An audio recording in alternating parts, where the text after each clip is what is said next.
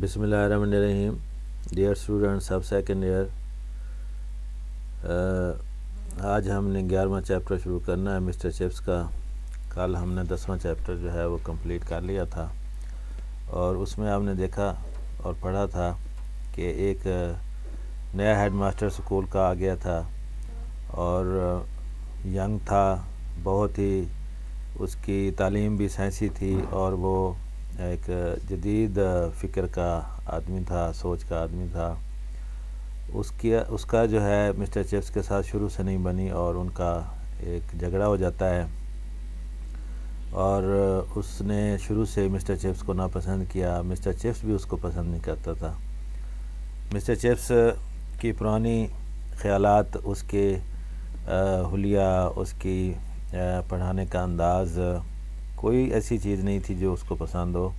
راسٹن اس کو شروع سے ناپسند کرنے لگا، اور یہاں تک یہ چیز بڑھی کہ راسٹن جو تھا وہ اس نے مسٹر چپس کو بلا کے اپنے دفتر میں اسے کہا کہ اب آپ کو ریٹائر ہو جانا چاہیے، آپ اس سکول میں اب مزید کام نہیں کر سکتے، آپ کے لیے مناسب نہیں ہے. تو مسٹر چپس جو تھے وہ ہکا بکا رہ گئے، اور وہ بہت پریشان ہو گیا، اور اس نے بھی سٹینڈ لیا. اس نے کہا کہ نہیں، میں ریٹائر نہیں ہوں گا. اور اس بات پہ جو تھی یہ بات پھیل گئی اسکول کے اندر، اور تمام بچوں کو بھی معلوم ہو گئی. تو ان کے جو والدین تھے وہ بھی مسٹر چپس کے حق میں تھے، حتیٰ کہ جو اسکول کا بورڈ آف گورنر کا جو چیئرمین تھا، سربراہ تھا، وہ اس معاملے کی چھان بین کے لیے آیا. اور یہ عجیب بات تھی کہ وہ بھی مسٹر چپس کا ہی سابقہ طالب علم تھا. تو اس نے مسٹر چپس کو علیحدگی میں یہ کہا کہ بھائی، وہ پیار سے اسے اولڈ بوائے کہتا تھا.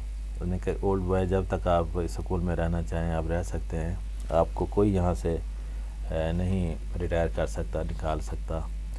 جب آپ ریٹائر ہونا چاہیں گے اس وقت ہوں گے. تو یہ ایک بہت بڑی مثال ہے کہ مسٹر چپس کو کتنا زیادہ اثر و رسوخ حاصل تھا، اور اس کے شاگرد کہاں کہاں جو ہے وہ پہنچے ہوئے تھے. اور اس لڑائی کے اندر، اس معاملے کے اندر آخر کار مسٹر چپس کو فتح ہوئی، اور راسٹن کو جو ہے وہ شکست ماننا پڑی.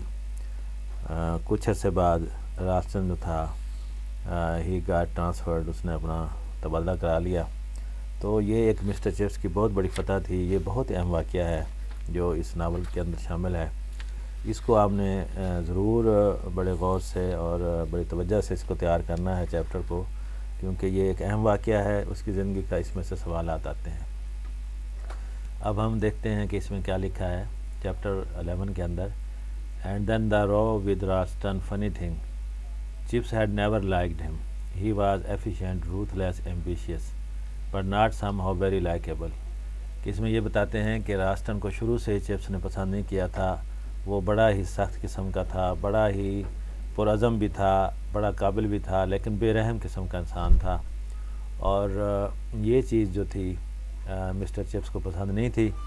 He had admittedly raised the status of Brookfield as a school, and for the first time in memory there was a longish waiting list. Ralston was a live wire, a fine power transmitter, but you had to beware of him.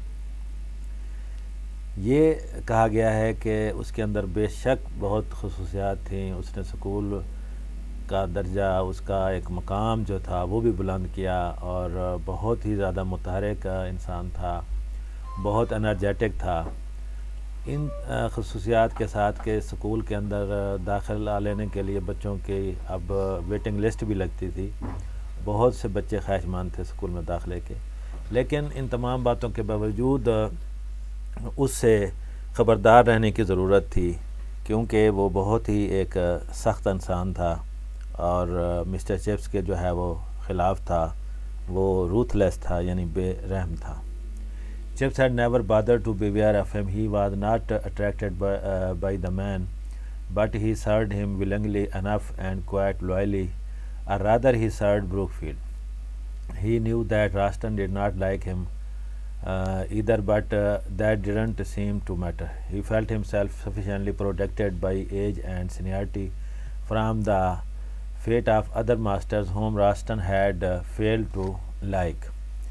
تو یہ بتایا گیا ہے کہ chips جو تھا وہ بالکل اس کے حق میں نہیں تھا رالسٹن کے، اور وہ سمجھتا تھا اس بات کو کہ جو دوسرے ماسٹرز ہیں اس کے مقابلے میں وہ جونیئر تھے، ان کے ساتھ جو رالسٹن کا رویہ تھا وہ اچھا نہیں تھا. لیکن مسٹر چپس کو کسی قسم کی فکر نہیں تھی، کیونکہ وہ سینئر بھی تھا اور وہ بہت ہارد العزیز بھی تھا، اور بہت زیادہ اس کی ظاہر ایج اور سینیارٹی دو چیزیں تھیں جس کی وجہ سے وہ اپنے آپ کو اس سے محفوظ محسوس کرتا تھا.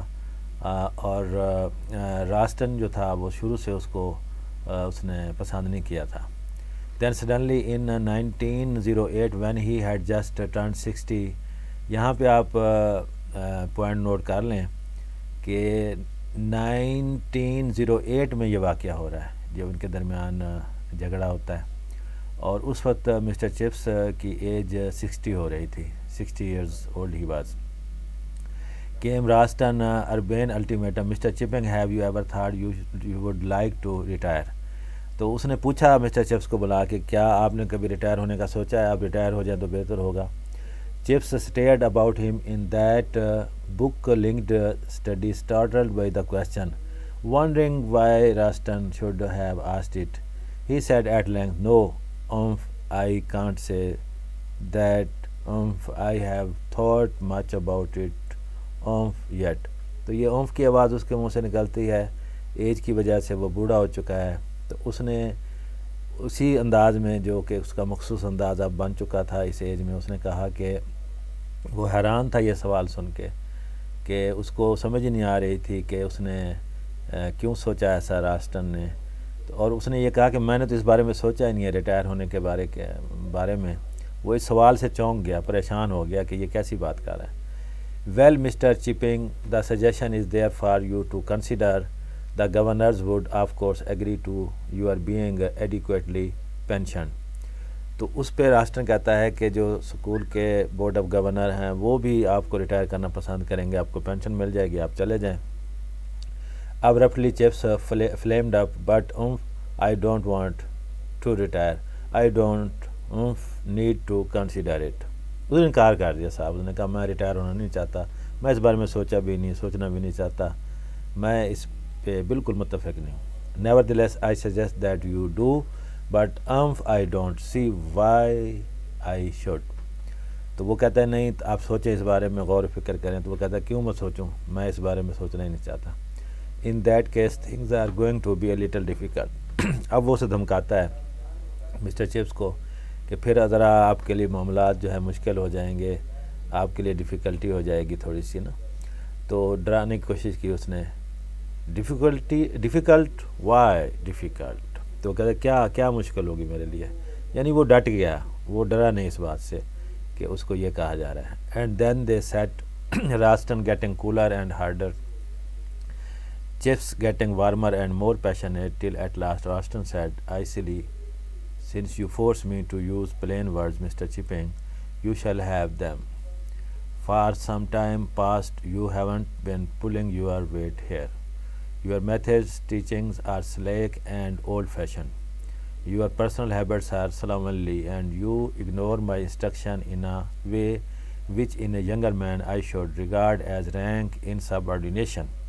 It won't do, Mr. Chipping, and you must ascribe it to my forbearance that I have put up with it so long." تو آخر کار یہ بتایا گیا ہے کہ رالسٹن نے کھل کے یہ بات کر دی کہ آپ یہاں کام نہیں کر سکتے، میں نے آپ کو بڑا برداشت کیا ہے، آپ کی ہیبٹس جو ہیں وہ بہت ہی ناقابل برداشت ہیں، اور صاف صاف اسے کہہ دیتا ہے کہ آپ کو ریٹائر ہونا پڑے گا، آپ کی عادات مجھے پسند نہیں ہے، آپ میری ہدایات اور احکامات کو بھی نظر انداز کرتے ہیں، یہ تمام چیزیں جو ہیں اب میں برداشت مزید نہیں کر سکتا، آپ کی یہاں پہ کوئی ضرورت نہیں، آپ ریٹائرمنٹ لے لیں. But Chips began in sheer bewilderment, and then he took up isolated words out of that extraordinary indictment. So only you said. تو وہ غصے میں کہتے ہیں کہ آپ نے مجھے ایسا کیوں کہا، آپ نے میرے پر تنقید کیوں کی، میں ریٹائر ہونا نہیں چاہتا.